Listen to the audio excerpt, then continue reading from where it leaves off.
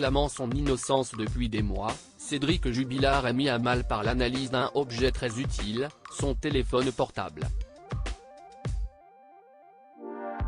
Sortant de l'audience de la chambre de l'instruction le 28 juin 2022, à la cour d'appel de Toulouse, qui examinait une possible libération conditionnelle du mari de Delphine en détention provisoire pour homicide par conjoint depuis juin 2021, l'avocat des deux enfants du couple a fait des révélations accablantes sur le principal suspect de l'affaire.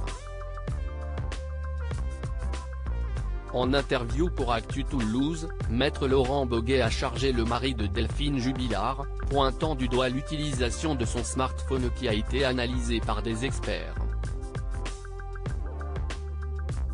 Pour lui, l'artisan controversé a clairement menti, il explique que son téléphone est tombé en panne de batterie, le soir du 15 au 16 décembre 2020, la nuit fatidique. Mais comme il fallait qu'il se lève le lendemain pour aller au travail, et que son téléphone fait office de réveil, il indique alors qu'après l'avoir mis à recharger, il a activé le mode avion. Et ceci est un mensonge. Si ce téléphone avait été mis à recharger la nuit, comme Cédric Jubilard l'affirme, il aurait présenté un indice de charge bien différent le lendemain matin. Donc il a peut-être été tout simplement coupé. Maître Boguet appuie sa thèse en précisant que les analystes disent que ce téléphone est resté hors tension aux heures les plus stratégiques de la soirée, soit de 22h30 à 4h, et donc pas simplement en mode avion. Cette coupure du téléphone est tout à fait inhabituelle, précise l'avocat qui souligne que le mari de Delphine utilisait, comme beaucoup de gens de sa génération, très souvent son téléphone.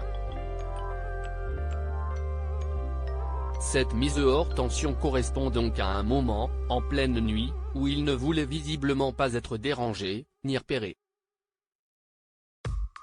L'homme de loi va même plus loin, pensant que comme le téléphone a été coupé avant 23h, donc avant la dispute à laquelle son fils aîné a assisté, caché derrière la porte, Cédric avait prémédité les choses. Cela veut dire qu'il pensait déjà attenter à la vie de sa femme et qu'il ne s'agirait pas seulement d'un coup de folie. Il a déjà tenu par le passé des mots violents envers sa femme tels que j'en ai marre, je vais la tuer, je vais l'enterrer, personne ne la retrouvera.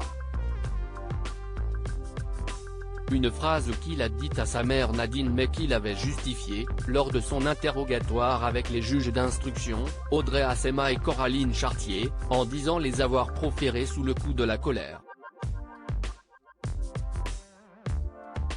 Pour Laurent Boguet, le suspect numéro 1 savait par ailleurs que sa femme avait un amant et surveillait ses agissements. Pour la défense cependant, ces éléments ne sont pas concrets et sans corps ni trace du crime, rien n'accuse Cédric Jubilard d'avoir commis l'irréparable.